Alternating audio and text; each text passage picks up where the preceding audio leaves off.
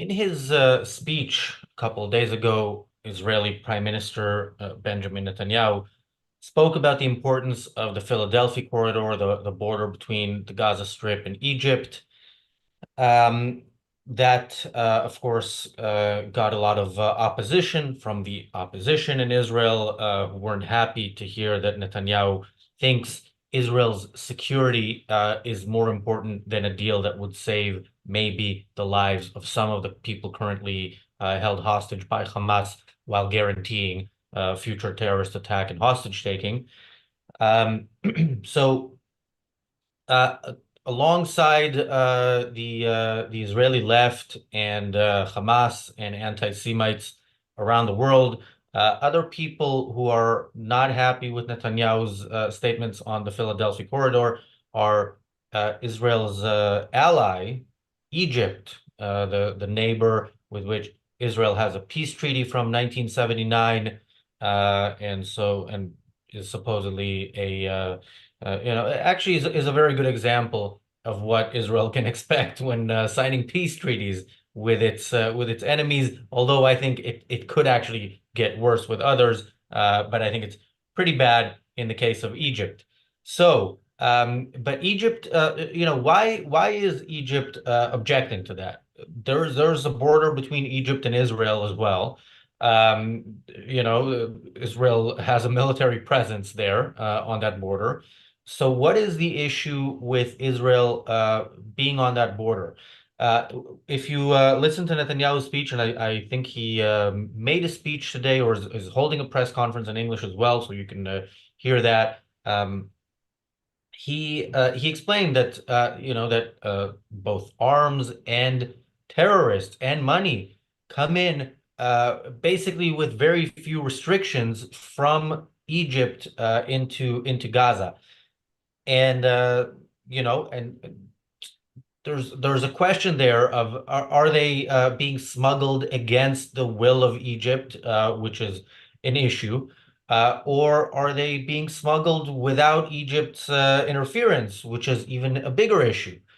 Now, there's more to be said about this. We will attempt to say at least most of it on today's show. Welcome to the Daily Objective. I'm joined by James Valliant.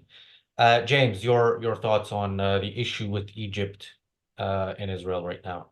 In 1979, in coming to this peace agreement with Egypt, the Sinai Peninsula was given back to Egypt. Israel would have given them the Gaza Strip as well. Egypt did not want that headache. No, they wanted a giant, massive headache for Israel.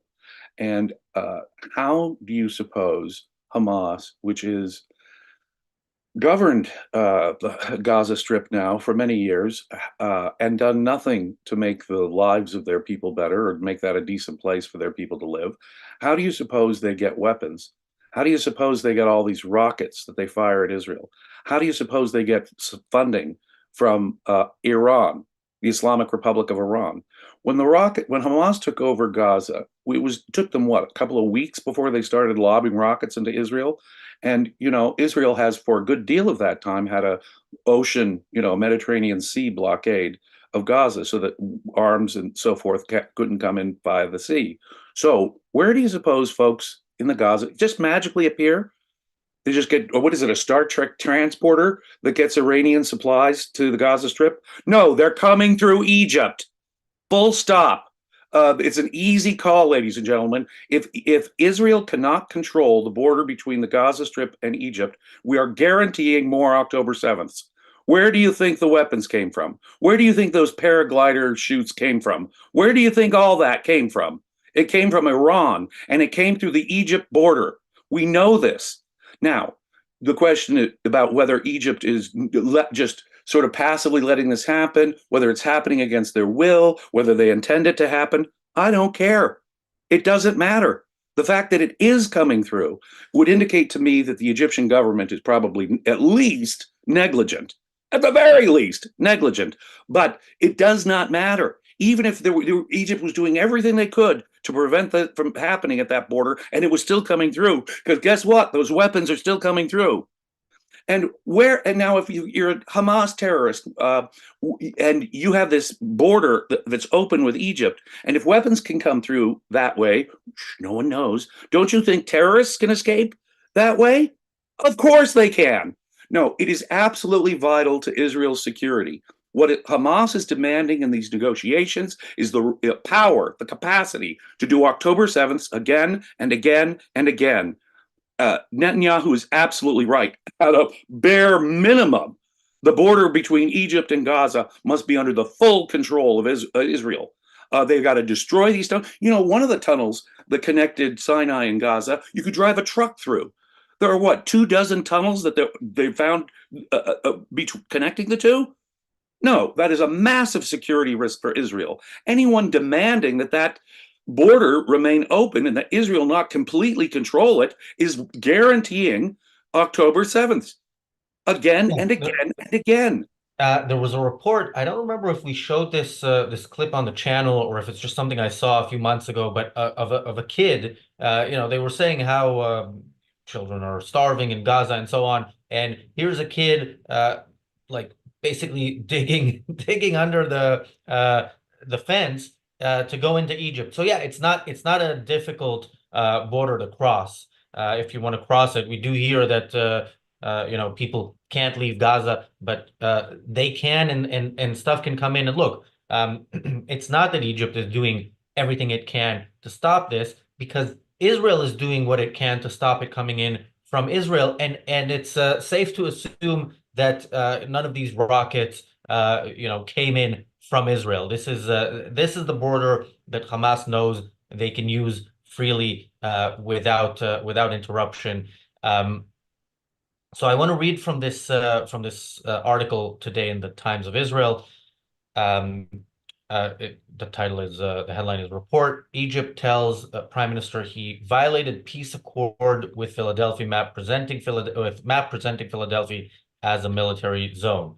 And the article says Egypt protested to Israel on Tuesday the map that Prime Minister Benjamin Netanyahu used during his press conference the night before, saying that he showed the Philadelphia corridor as a military zone in violation of the Camp David Accords, reports the Qatari El Arabi Al Jadid. The outlet also reports that before the press conference, Netanyahu told Cairo that Israel is willing to discuss the future of the Gaza-Egypt border in negotiations on the second phase of a prisoner deal, but Egypt said they would only accept a pledge to withdraw, even if it didn't happen in the first phase. Now, I've seen similar reports about Netanyahu willing to leave Philadelphia in Israeli media. If he is, while he's having this press conference talking about the importance of it, it wouldn't surprise me, but it would anger me, as does most of what Netanyahu says. But yeah, this is not a violation of the peace deal. There's no violation of the peace deal. I mean, like you said, Egypt didn't want Gaza. It said you have it, you can have it. Like, we're leaving it to you.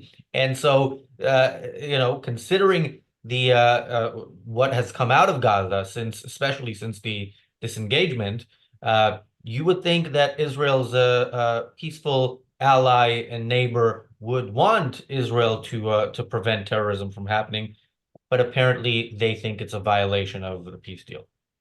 I should think that Egypt has violated the peace deal in allowing stuff to go back and forth. Iranian supplies, Iranian weapons, so forth, terrorists in and out. How do you suppose the terrorists are getting in and out? Now, since October 7th and Israel's military action in Gaza, there's been some monitoring of this. But for years, I mean, like I say, what did it take? It was a matter of days, weeks before the Hamas in Gaza was lobbing rockets into Israel. This was 17, 18 years ago. And, every time Israel does sensibly, they're doing a sea blockade of the Gaza Strip. How cruel. You're starving these people. Starving these people who are lobbing rockets at us? No, we want to make sure that the rockets, that they're not being supplied from the sea. So it can only mean that this border is actively used. When Egypt reacts this way and screams that it's a violation, then what they're saying is they want to violate the spirit of any peace. They want the terrorists to continue to be able to be supplied. That is, if anyone is violating the spirit of the 1979 peace accords, it would be Egypt, who has allowed this border to be used in such nefarious ways by Iran and Hamas. That is how they are being supplied, ladies and gentlemen. This corridor is absolutely vital to Israel's security. And if Netanyahu is even thinking about negotiating it away, that is an utter betrayal of the security of Israel. Yeah, as is any negotiation with Hamas, but Well, this is yeah, yeah. again Just when one it's something that example. Netanyahu points out in a press conference while having his negotiators negotiate it away. That is next level even for him. Thank you, Jeff, for the super chat. Deborah and Yotam both point out that Assisi's son is involved in the smuggling, and makes a lot of money from it. Assisi is the president of Egypt. And when we say president, for people not familiar with Egyptian politics, it's not like you have a president in the US where you go and you vote and you have debates and stuff like that. It's the guy who killed enough people to get to that position. If That's you're what effective at president silencing means. your opponents in Egypt, you come to power. That's what It's president really an means in the Middle authoritarian East. state. Outside of Israel, that's typically what president or the equivalent position means. Simon says that the source of totalitarian Islam was Egypt, and yeah, Egypt had its issues as well in recent decades with a coup and then another coup. And this is from the Wikipedia page about the peace treaty between Egypt and Israel. In January 2011, during widespread protests by Egyptians against their government, Israel agreed to allow Egypt to move several hundred troops into the Sinai Peninsula for the first time since the peace treaty was signed. With Israel's agreement, Egypt moved 2 battalions, around 800 soldiers, into the Sharm el-Sheikh area of Sinai's northern tip, far from Israel. In August 2012, Israel agreed that Egypt could deploy additional forces, including attack helicopters, in the northern Sinai to combat militants who had carried out an attack on Egyptian border guards that left 16 dead. Later that month, Egypt moved additional heavy weaponry into the demilitarized zone without Israel's approval, in violation of the peace treaty terms. Egypt said that the deployment of these troops and weapons was in keeping with the agreements reached with Israel in 2011. Anyway, so this was when Egypt was in trouble with its own people, when the Egyptian dictatorship was felt insecure. Israel was happy for Egypt to do something that was against the peace treaty, in understanding that the Egyptian regime needs that. Uh, the attack by the Palestinians on Israel on October 7th, and the fact that they continue to wage that war against Israel, apparently is not a good enough reason, as far as this ally Egypt is concerned, not a good enough reason for Israel to secure the border through which, uh, again, it is that ally Egypt that allows weapons and terrorists to come into to Gaza and be used against Israel. Yeah, on the face of it, the hypocrisy is stunning. Israel allows Egypt to move its troops around near the border with Israel in the Sinai Peninsula for its security purposes, but Israel can't take steps to secure the border for its security purposes. Now, in the first instance, of course, Israel shouldn't be sanctioning Egypt's moving around of their soldiers. It is, as you point out, a dictatorship. It's an authoritarian state. And as you just pointed out, it's really who can silence or eliminate their opponents who rises to power in those kind of countries. And that is the classic case with Egypt.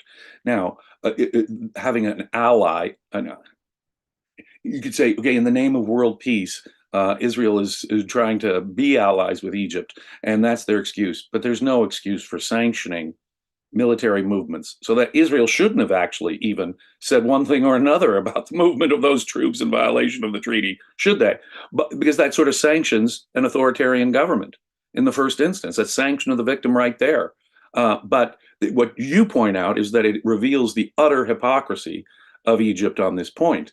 Oh, we can move our troops about on the Sinai Peninsula for our security purposes, but Israel, you suffer on October 7th and you try and close the border? No, you can't do. You can't have any security around the border, that Sinai border either. Well, that's insane. That indicates that these dictatorships are not good faith partners. And the idea, and then we talk about this in the context of negotiations with Hamas, where Hamas is saying, no, we have to have this corridor open, otherwise we won't release the hostage.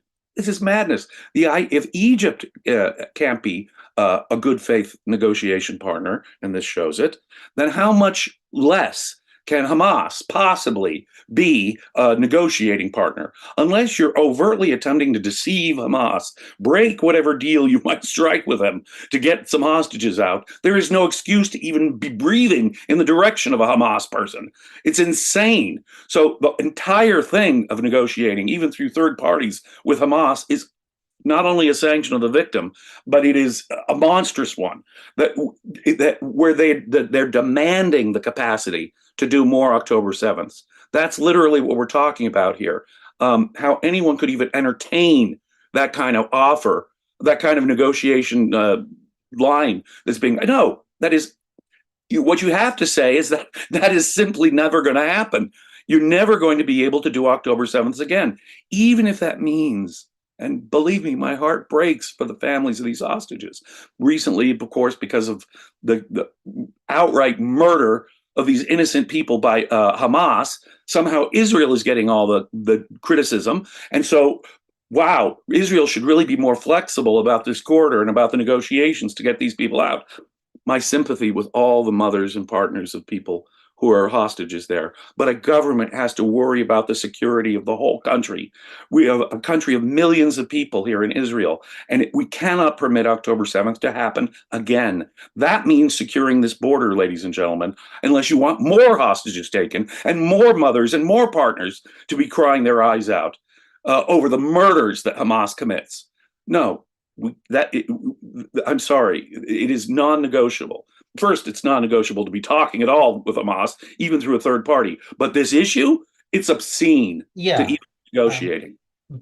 So thank you, Jonathan, for the super chat, and thank you, Bonnie, for the super chat. Once you start negotiating with dictators and terrorists, you might as well keep going.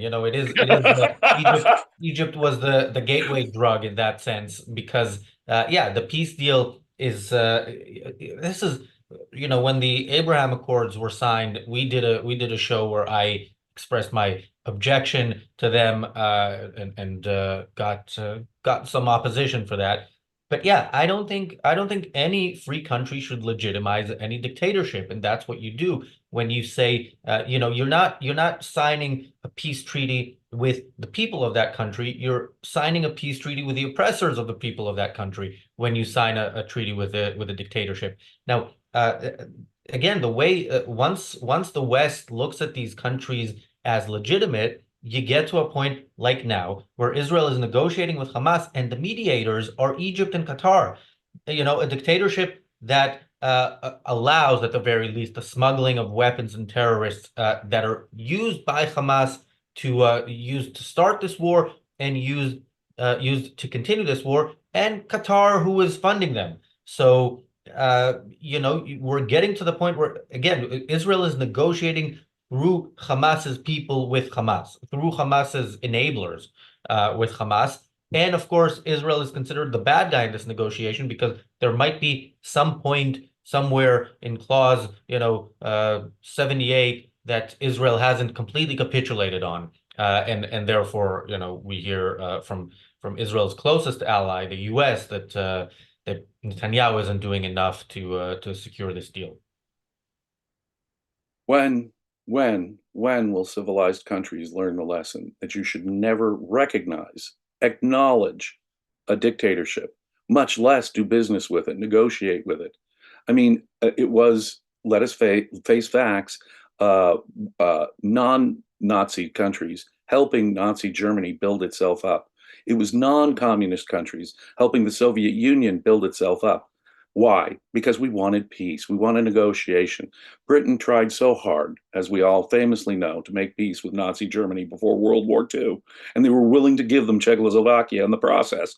Now, when you go that, now talk about going down the path of sanction, but they should never have recognized the Nazi government, much less helped out the Nazi government in their expansionist quest. But it begins much earlier, ladies and gentlemen. You start doing these cultural exchanges with dictatorships. You start getting all friendly and chummy. You recognize them, give them moral legitimacy. Just that. Just recognizing them and giving them moral legitimacy, you've already lost. You've already lost. You're behind the eight ball in any negotiation. And it could only mean the protection and survival of the dictatorship and the harming of the relatively free country. The free country has nothing to gain ever, ever, ever, ever, ever from dealing with a dictatorship. It can only lose. And this is a classic example. Israel is a classic example. I oppose the Abraham Accords because no, what they're negotiating is a non-negotiable principle as far as I'm concerned. The existence of Israel, the legitimacy of Israel. Once you start negotiating with people who, oh, wait a minute here, I'm not sure I even buy them. No, I'm not even going to talk to you. You're not even worthy of discussion. It's not a negotiable point. But having that kind of moral clarity and moral principles is not what, I mean, the West has not learned the lesson that you don't deal with evil. We deal with evil. And, politicians, even, in America, Trump is slightly better on Israel than the Democrats have been. But he is happy to negotiate with any evil dictator on this globe. He's eager and willing to make a deal with Putin, Xi, whoever it really requires. He'll do it. He'll cut the deal every time. So there are a few comments in the chat I want to address, but you mentioned World War II, and right after this show, we're going to talk about, in the reality show, Tucker Carlson's interview with his new favorite historian, who explains calmly why Churchill was really the bad guy in World War II, and Hitler actually wanted peace. So, and of course, this guy is anti-Israel as well. These people are usually consistently evil. They're not just evil on one thing and really good on something else. Part time on Sundays, I'm evil. Right? No. But yeah, I want to address a few points here. So Bonnie says, how the UN destroyed the world, acknowledging dictatorships. Yeah, they're more than acknowledging dictatorships. Each country is equal, whether the leader is elected, whether the leader is limited by the system of government in that country in what they can do, whether they slaughtered half their population in order to for the other half to quietly accept their oppression. They're all equal and they all get an equal vote. So dictatorships are the ones in charge, in effect, in that system. Deborah says, James puts the point so well, and yet the Israeli left is blaming Netanyahu for hostage deaths. They ignore the fact that this would not have happened if Gush Katif had been left in place. I agree Gush Katif should have been left in place. I was a Likud member when there was the referendum of the Likud party members, and I voted against the disengagement in a vote that was, of course, won, but completely ignored by Sharon at the time. But Netanyahu voted for this. He voted for the disengagement, and when he became prime minister years later, he could have acted. So there is blame to go around, and Netanyahu being the leader for most of the past couple of decades, there's a lot of blame on him. He should have acted sooner. If he needed an excuse rather than to just start the war himself, there have been plenty of those as well before October 7th. But there was October 7th as well, and he's still not doing fully what's needed, and he's still not talking about resettling Gaza, which I think definitely should happen. By the way, leaving Gush Katif there would not necessarily have been enough, because even when there was Israeli settlers in Gaza, there was not enough military action against Hamas and Fatah in Gaza. So I think that that should have been done as well. And James, I know I'm talking a lot and you want to comment as well, but I'll just comment on one more comment by Deborah. Deborah says, why did the Histadrut have the chutzpah to call a general strike when hostages have nothing to do with workers' hours or pay? The Histadrut is Israel's big union, public sector union, but I think it goes beyond. It's like a government, it's an official government thing. I remember when I was 19 and I got a job at a government company, and they said, I was signing all the documents, and one of the documents was, okay, how much of your salary do you want to give to the Histadrut? There were two options. What percentage of my salary? And I'm like, can I choose none of the above? And they're like, no. But you should choose the higher one, because then if we strike, you get paid more for not working. And so I chose the lower one. And but yeah, so that's how the Istadut works. And it's unions are bad. Unions are bad throughout. Look at some of the union leaders in the UK say about the conflict. They're proper left wing in the classical sense of thinking that workers should unite, that their bosses are evil, that freedom is evil, and so yeah, it's not a surprise to me that the Histadrut does this.